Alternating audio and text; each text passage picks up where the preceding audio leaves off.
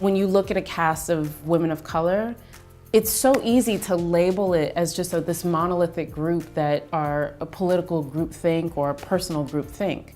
And we're so diverse. And when you listen to a woman who's of Indian American descent have a conversation with a dreadlocked young girl from an HBCU, and they realize that they have preconceived notions about each other and that they're learning from each other, and there's a curiosity, you're like, this is what I'm talking about.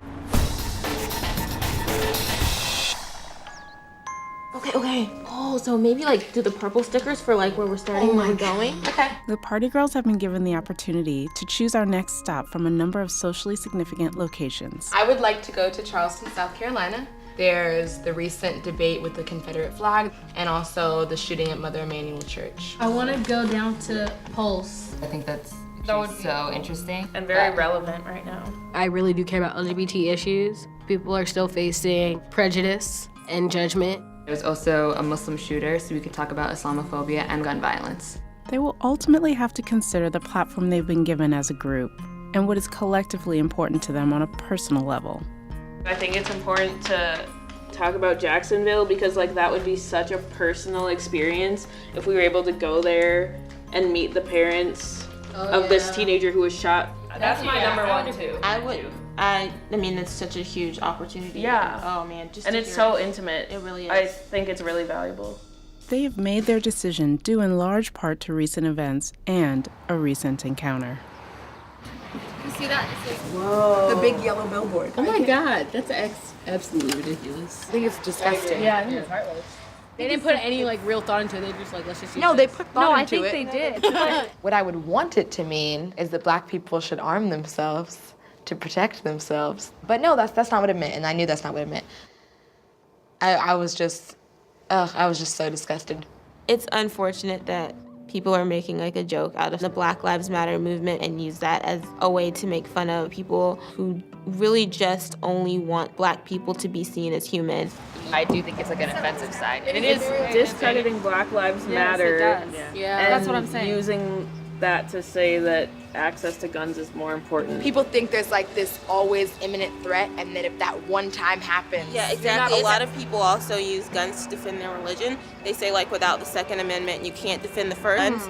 Having guns is their right to defend their right to believe whatever they want and practice their faith and live their lives. Like they feel like that weapon is an integral part of their lives.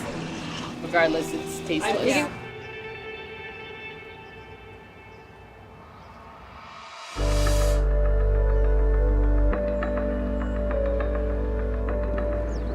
At the request of the Party Girls, we arrive at the home of slain teen Jordan Davis to meet with his father.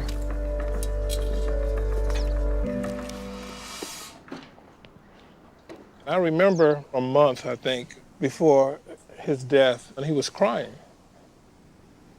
And I said, what's wrong? He said, Dad, I just get this feeling I don't think I'm going to make it.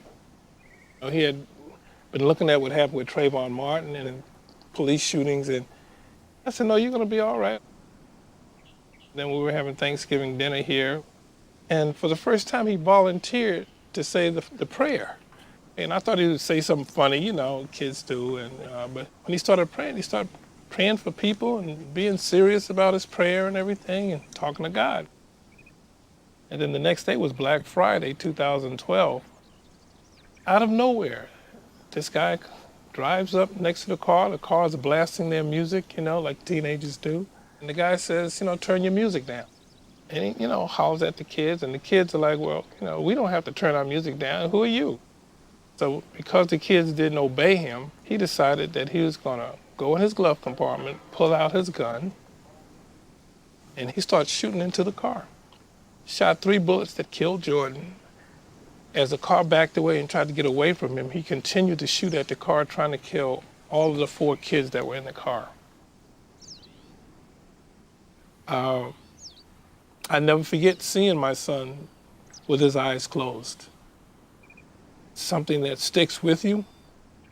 I remember the times where if it's a school night, I said, Jordan, make sure that you come home at 10:30. So at 10:29, I would hear keys in the door. And here we are 3.5 years later. You know, sometimes I hear keys in the door, and I lean over and I look at the door, and it doesn't open.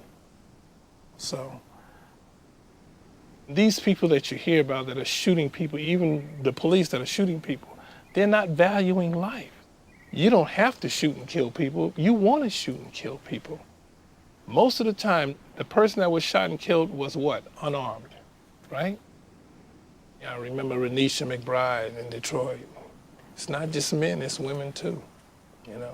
Do you think it could be not that it's necessarily gotten worse or more frequent, but just that it's being filmed now, or now that we have social media and people are able to spread the word quicker, I guess? I think the attitudes has changed from the 60s and 70s. See, before women were quiet.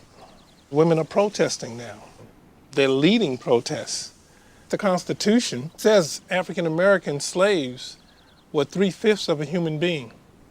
Well, it's still on the books. That feeling has not changed. I mean, I talked to Sabrina Fulton about George Zimmerman bragging about shooting an unarmed Trayvon Martin. These people that are policing these areas, they can go have a beer once they shoot you down in the street. I do many panels with Mike Brown in St. Louis. You should hear the conversations that's breaking his heart. The biggest conversation is not that his son got shot, is that his son was lying in front of him in the street for 4.5 hours. That was the most disgraceful act that I have seen since I've been born. A lot of people misunderstand Black Lives Matter. We're not saying that white lives don't matter. But we see an unarmed black human being being shot down on a daily basis. We have to say Black Lives Matter. Recently, the state of Florida passed Senate Bill 344, which was going to give the prosecution the responsibility of proving that the stand your ground law was necessary even before trial. Do you think if that was applicable in the case of Jordan, if it would have turned out the same way? Stand your ground almost got Michael Dunn off. As long as you feared for your life, then you were able to shoot and possibly kill that person with impunity. You don't even have to go to trial. Your lawyer goes in front of a judge. The judge looks at that and says, I think that you acted reasonably, that you did fear for your life. Then it doesn't go to court. Many of the states, like California, think that they don't have a stand your ground statute. They just embed it in the self-defense laws. And more than not, if you are a black person shooting a white person, you will not get stand your ground. Because in this country, they don't believe a black man fears a white person. But they believe a white person fears a black person. Look at the movies. If you look at TV, if there's a drug dealer, African Americans. If there's prostitution, African American women or Latinas. Well, guess what? There's a segment of society that sees that, and they think it's reality. The media is doing the same thing to Muslim Americans today. What would we be able to do to kind of keep this legacy alive? We want each and every one of you, now you're activists. I want to hear about the great things you're doing, and just think of the things that you can create. I really need you guys to carry on this work. It's Jordan's room.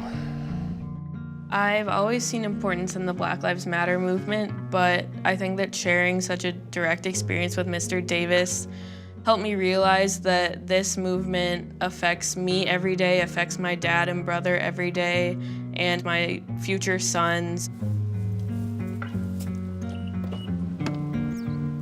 Wanting to make sure that these young women took a piece of Jordan with them, Mr. Davis invited them to the site where Jordan was last alive. It's hard to be a black father in America and have people understand your hurt and your pain. They think fathers are removed from their children. You know, we're here, we're hurting too. I came away from meeting Mr. Davis with a lot of new insight. He actually made me feel bad about not going to some of the protests. I should actually be out doing something, because it does affect me. It affects the way people look at me. It affects the way people look at my family. I knew if this happened to somebody that I loved, I would want someone out there speaking on their behalf. And there's no reason that I can't go out and speak on someone else's behalf. Sometimes we hear all of these stories and incidents, and we have to always remember that there are people behind them and that we should never let people become just another statistic.